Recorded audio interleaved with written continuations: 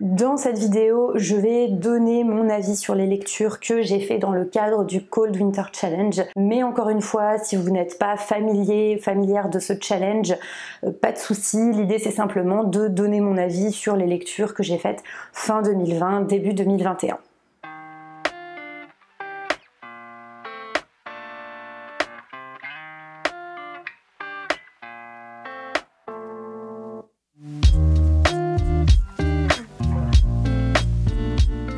Hey, salut, c'est Loli de la chaîne Lolifant, j'espère que vous allez bien. On se retrouve enfin pour un nouvel avis lecture. Désolée pour cette période d'inactivité sur la chaîne, mais en fait le mois qui vient de s'écouler était synonyme de pas mal de changements pour moi et donc c'était pas hyper opportun pour filmer des vidéos, mais nous voilà repartis du bon pied. Je commence avec ma lecture de Noël. Cadeau de Noël de Colette. Sur le fond, ce qu'il faut savoir, c'est que ce n'est pas vraiment un livre où vous allez retrouver une ambiance de Noël traditionnelle. En ce sens où, chose que je ne savais pas du tout, Colette a été élevée par une mère qui était fermement athée. Et justement, elle raconte comment enfant, ce qui était vraiment important dans sa famille, c'était le Nouvel An et non pas Noël, qui est une fête donc religieuse. C'est un livre qui peut peut-être vous plaire si vous êtes intéressé par l'idée d'un Noël. Pourquoi ? Parce que les fêtes que célèbre sa famille, c'est justement des fêtes assez épurée, sans trop d'artifice. C'est surtout une période où on s'émerveille de ce que la nature amène. Elle parle notamment beaucoup d'une fleur qui pousse à cette période et que sa famille utilise pour décorer la maison par exemple. Et vraiment les festivités, c'est quelques gâteaux, quelques confiseries que sa mère confectionne ou achète pour l'occasion. Pour la forme, j'ai été assez décontenancée. Pourquoi ? Parce qu'en fait, il s'agit d'une compilation de très nombreux petits textes qui n'étaient pas censés figurer ensemble dans un recueil. C'est des textes en fait qu'elle écrivait à chaque fois à la période de Noël, je pense plus ou moins sur commande, pour des magazines ou des revues. Du coup c'est assez perturbant parce qu'on a certains souvenirs, certains éléments, voire même des phrases, des tournures complètes qui reviennent entre les différents textes. On a des répétitions complètes. En fait, c'est très redondant. Il y a une préface dans ce recueil et la préface est quasi exclusivement constituée de citations de ces textes. Et je peux vous dire que rien qu'en ayant lu la préface, on a déjà quasiment tout vu de ce qui va suivre dans le reste du recueil. Ça restait assez agréable à lire. Colette, elle écrit vraiment très bien. Et puis, c'est un regard un petit peu différent sur Noël que celui qu'on a l'habitude d'avoir. En plus de ça, il y a des passages qui sont dédiés à Noël en temps de guerre, puisque Colette écrivait dans des magazines féminins à cette époque-là. Et elle se faisait un petit peu la voix des femmes, une voix qui essayait de leur redonner du courage, voilà, en cette période. Sachez que ce qui vous recherchez, c'est vraiment le mood ultra positif à fond, magie de Noël. C'est pas forcément un recueil pour vous. Je pense qu'il y a quand même un assez gros travail qui a été fourni parce que voilà, il fallait collecter tous ces textes et les rassembler. Mais je suis quand même un petit peu peut-être sceptique sur le travail éditorial qui a été fait. Je sais pas, peut-être qu'il aurait fallu assumer de faire un recueil carrément très court. Mais là, en tout cas, on a vraiment une grosse impression de répétition dans ce livre. En fin d'année, j'ai également lu Les Abysses de Rivers Solomon. Point intéressant concernant ce roman, c'est sa genèse, c'est toute l'histoire de sa création.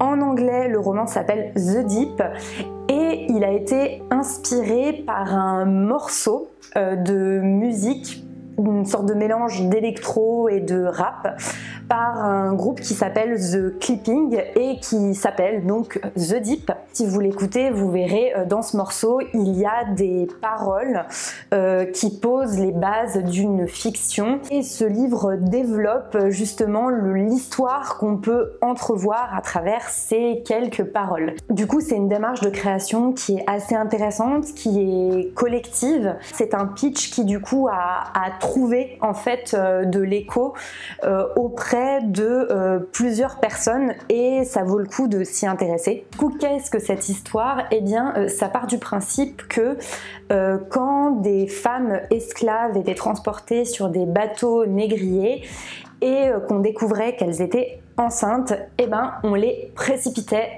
par-dessus bord. Et l'idée, c'est que leurs enfants auraient survécu, seraient nés dans l'eau et seraient à l'origine de la création d'une sorte de nouvelle espèce amphibie. On va suivre un personnage principal qui s'appelle Yetu et qui est un petit peu porteur de toute l'histoire de son peuple. C'est un roman assez dur dont la thématique principale est le rapport à la mémoire collective. Comment il est important de ne pas oublier le passé de son peuple, même, et je dirais a fortiori quand ce passé est douloureux, traumatique.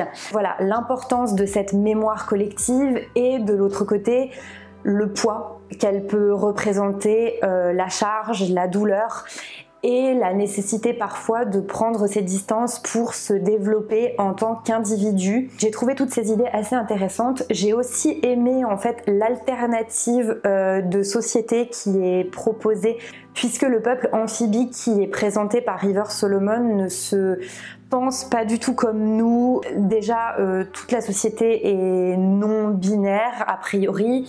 Le collectif prend vraiment beaucoup plus le pas sur l'individuel. Donc rien que pour ça, ça sort en fait de ces retranchements en tant que lecteur ou lectrice. C'est un exercice, on va dire, de pensée qui est assez intéressant. En revanche, j'admets que j'ai trouvé l'intrigue finalement assez peu palpitante et assez attendue. Quand on démarre les premières pages du roman, on se dit il va probablement se passer ça. Et oui, c'est ce qui se passe. Voilà.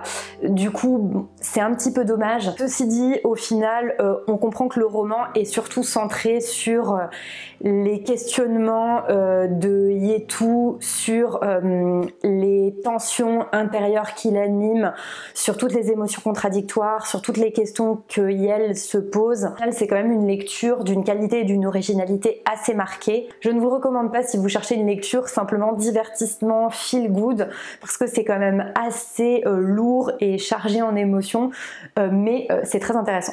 Comme prévu, j'ai découvert le recueil de contes nordiques à l'est du soleil et à l'ouest de la lune, écrit donc par Noël Daniel et illustré par Kay Nielsen. Au niveau de l'objet livre, des illustrations, rien à dire, c'est absolument magnifique. Les illustrations de Kay Nielsen mettent vraiment dans l'ambiance et traduisent assez bien le côté parfois assez étrange de certaines histoires. C'est assez marrant d'ailleurs parce que le fait de découvrir des contes d'une autre ère culturelle que la nôtre, eh ben ça permet de se rendre compte que les contes, c'est franchement parfois assez tordu et assez bizarre. On est habitué en fait aux petits chaperons rouges, à la petite sirène, aux petits poussets. Quand on y pense, il se passe quand même des choses assez incongrues et quand même assez étranges et quand même parfois hyper violentes.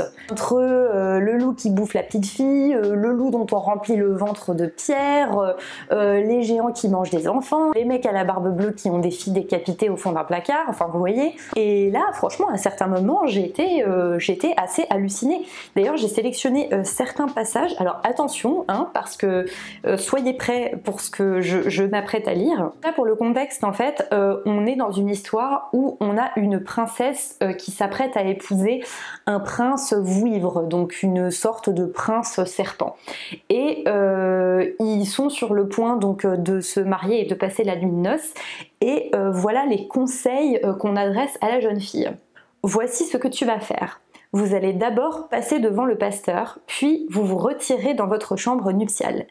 À ce moment-là, tu devras porter 10 camisoles de nuit et tu devras veiller à ce que la chambre soit équipée de 2 cuves. Attention, ça va déraper. L'une remplie de soude, l'autre remplie de lait. Il te faudra enfin autant de fouet qu'un gaillard peut porter dans ses bras. Ah non mais je vous dis, ça va déraper totalement. Hein.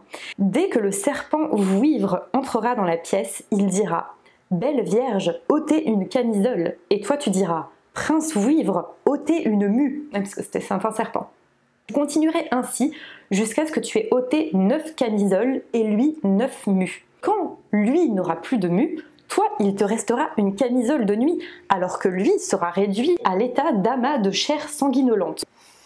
Là seulement, tu le tremperas dans la soude, donc trempe le même soude, puis tu le flagelleras avec les fouets jusqu'à ce qu'il soit quasiment démembré. Non mais...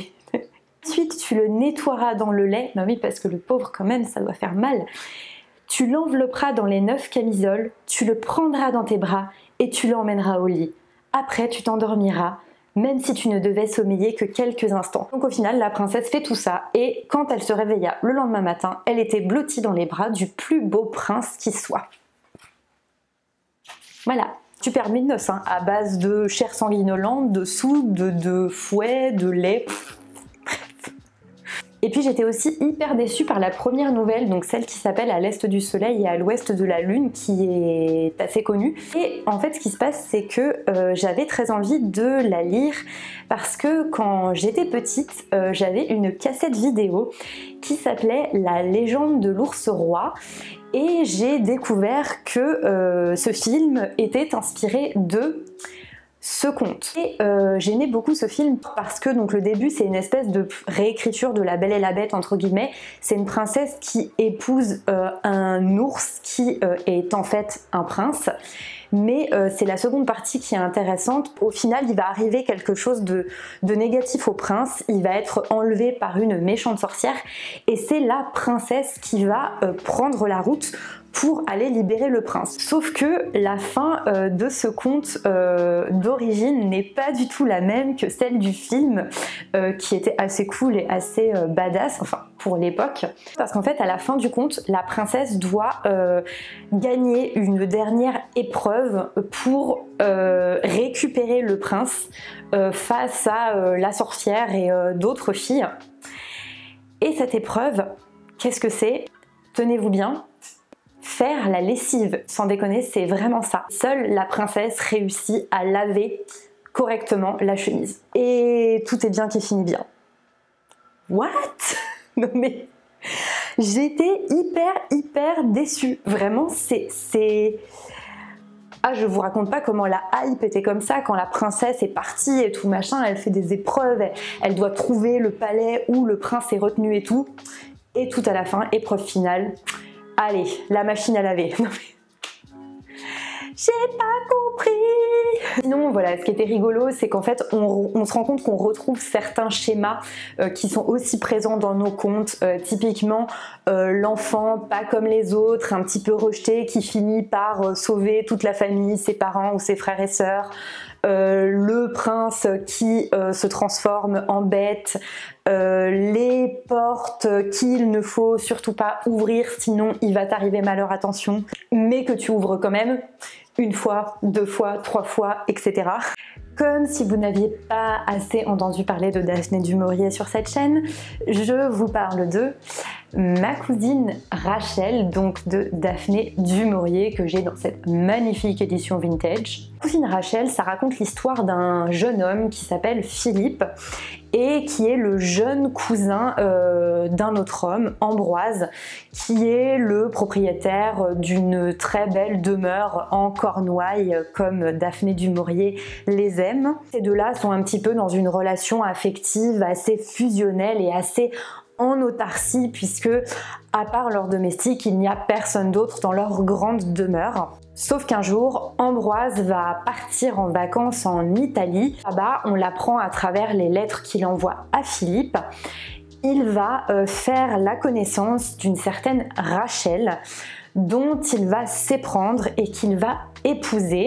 Sauf qu'un jour, les lettres d'Ambroise vont s'arrêter. Et Philippe, inquiet, va décider de partir pour l'Italie pour essayer de savoir qu'est-ce qui est arrivé à Ambroise. Je ne vous en dis pas beaucoup plus, si ce n'est que ce que va découvrir Philippe ne va pas être très réjouissant. Et Philippe va désormais devoir composer avec Rachel, qui est désormais un membre important de la famille. Ce qui est absolument remarquable, c'est l'ambiguïté que Daphné du Maurier arrive à maintenir pendant absolument tout le roman. Même à la fin, en tant que lecteur, chacun aura son avis. Voilà, toutes les réponses ne sont pas données. Il y a énormément d'interrogations sur les intentions réelles de Rachel.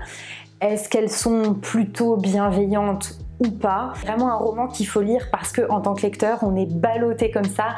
On a envie de croire qu'elle est gentille et puis en même temps, on se dit mais non, c'est pas possible. On est aveugle, on est manipulé et en fait, mais si, il faut la croire, machin.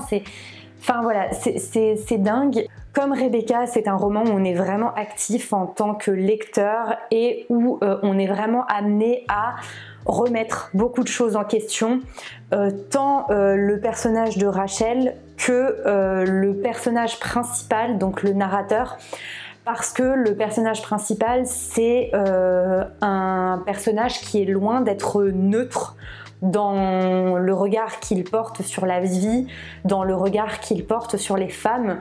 C'est un personnage qui n'est pas toujours hyper appréciable, peut-être pas forcément toujours hyper lucide voilà, sur ses propres émotions. C'est vraiment un livre avec une ambiance et une tension psychologique qui est très prenante jusqu'à la fin et c'est le genre de livre dont vous avez envie de parler avec les autres personnes qui l'ont lu quand vous le terminez. Si vous l'avez lu, n'hésitez pas à me le dire en commentaire et à me dire quel est votre regard à vous sur cette histoire. En tout cas, je l'ai adoré et je ne peux que vous le recommander. Je continue avec, comme prévu, une parution de l'Asiathèque, Les Sentiers des Rêves de Wallis No-Khan. Je l'avais expliqué, Wallis No-Khan, c'est un auteur taïwanais qui appartient à un peuple aborigène natif de Taïwan. À l'origine, il n'y avait que les populations aborigènes sur l'île.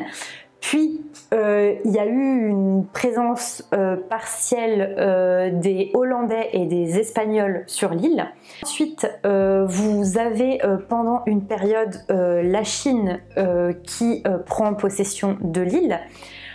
Ensuite, vous avez le Japon qui débarque à partir de 1895 et après une cinquantaine d'années d'occupation japonaise assez marquante, vous avez les Chinois qui reviennent, mais donc c'est pas le parti communiste, mais c'est le parti nationaliste avec Chiang Kai-shek qui vient se réfugier à Taïwan pendant la guerre civile et s'en suivent des épisodes assez horribles, l'instauration donc de la loi martiale parce que Chiang Kai-shek considère qu'on est dans un contexte de guerre contre le parti communiste et avec un épisode comme la terreur blanche où des opposants politiques sont massacrés. Aujourd'hui, Taïwan est dans une sorte de zone grise politique, mais enfin, je vais pas m'étendre dessus. Ce qu'il faut vous dire, c'est que voilà, vous aviez à l'origine ces peuples aborigènes, et autant vous dire que tant la Chine que le Japon ont cherché à s'imposer, y compris sur le plan culturel. Et tout ça, c'est mentionné rapidement dans l'introduction, mais c'est des choses qu'il va falloir avoir en tête pour mettre en perspective en fait les récits de Wallis No-Khan. Les Sentiers des Rêves, c'est un recueil de textes très courts. Quand je vous dis très court, c'est-à-dire que parfois ça fait même pas une page, c'est vraiment des toutes petites histoires. Et vous avez des registres très différents. Parfois c'est poétique, parfois c'est drôle, parfois c'est ironique, parfois c'est onirique, parfois c'est allégorique, parfois c'est un souvenir personnel. Il y a des réflexions sur la littérature, il y a des réflexions sur la politique à Taïwan, il y a des réflexions sur le statut des aborigènes, il y a des réflexions sur la langue, il y a des réflexions sur les clichés littéraires, notamment les clichés littéraires dans la littérature chinoise de type wuxia ou xianxia. En même temps, vous pouvez lire ces textes, vous laisser porter, et je pense que c'est une très belle porte d'entrée sur ce pays qu'est Taïwan, que je voulais souligner en tant que personne qui ait pu expérimenter moi-même la traduction chinois-français. Je pense que la traduction qui a été faite est excellente parce que vraiment quand on sait que ça a été traduit du chinois, ça coule très bien, et quand on voit que parfois il y a certaines figures de style, certains jeux de mots, et que la traductrice arrive à le retranscrire, franchement, chapeau. Bref, si vous connaissez pas du tout Taïwan et que vous voulez ouvrir votre imaginaire, c'est vraiment un super auteur à découvrir. Coucou. Alors désolée pour ce plan qui du coup est différent du reste de la vidéo. On est le lendemain, je viens de passer pas mal de temps sur le montage et je me rends compte qu'il y a quand même beaucoup de livres et que la vidéo est très longue. J'ai pas mal hésité du coup sur ce que je faisais, et en fait je trouve ça un petit peu bête de couper les chroniques alors que j'aime bien quand même vous faire des avis assez nuancés et assez détaillés. Ce que je vais faire, c'est que je vais arrêter là cette première partie et vous en aurez une seconde avec la suite des avis. Voilà, j'espère que vous aurez passé un bon moment du coup en regardant cette vidéo-ci, et la suite arrive très vite. Voilà, salut!